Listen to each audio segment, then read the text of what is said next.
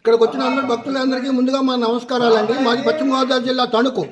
ఇక్కడ ఈ గుడి ప్రశిస్తాన్ని తెలుసుకుని ఈ గుడికి భూదేవి శ్రీదేవి సమేత శ్రీ జనార్దన స్వామి గుడి దర్శనం ఆలయం చేసుకోవాలని చెప్పి ఈ ఆలమూరు బయలుదేరి 6 బస్సుల్లో వచ్చామండి. మేమందరూ భక్తులము.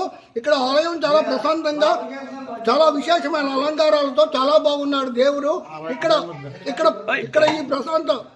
ఇక్కడ ఈ ప్రశాంత సమయంలో మేము దర్శనం చేసుకోవడం మాకు చాలా ఆనందదాయకంగా ఉంది.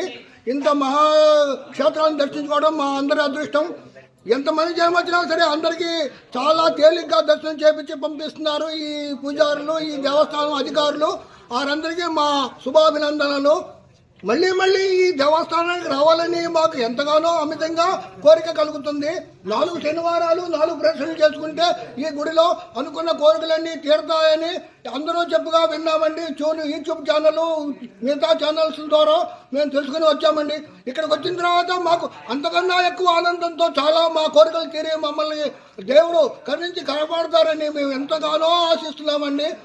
అది మాకు నిదర్శనం కూడా కనిపించిందండి. ఈ గుడి చాలా మంచిదండి, చాలా పవిత్రమైనదండి. ఈ గుడిని దర్శనం చేసినందుకు మా జన్మ ధన్యమైనదండి. భక్తులకందరికీ మరోసారి ధన్యవాదాలు.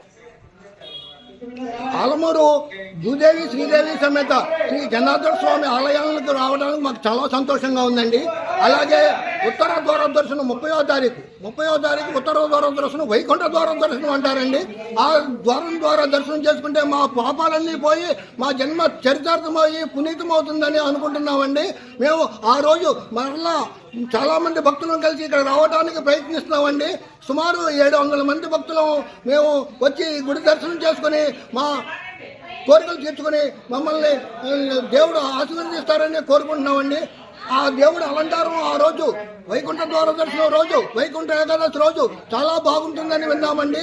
పూల అలంకారం, పండ్ల అలంకారాలతో వైభవోపేతంగా జరిగే ఈ కార్యక్రమంలో పాల్గొని, ఉత్తర ద్వార దర్శన కార్యక్రమంలో పాల్గొని మేము ఎంతో ఆనందంగా, పవిత్రంగా దేవుడిని దర్శించుకుని మా కోరికలు తీర్చుకుని మా జన్మ ధరించింది అనుకుని తృప్తిగా బయలుదేరుతున్నామండి.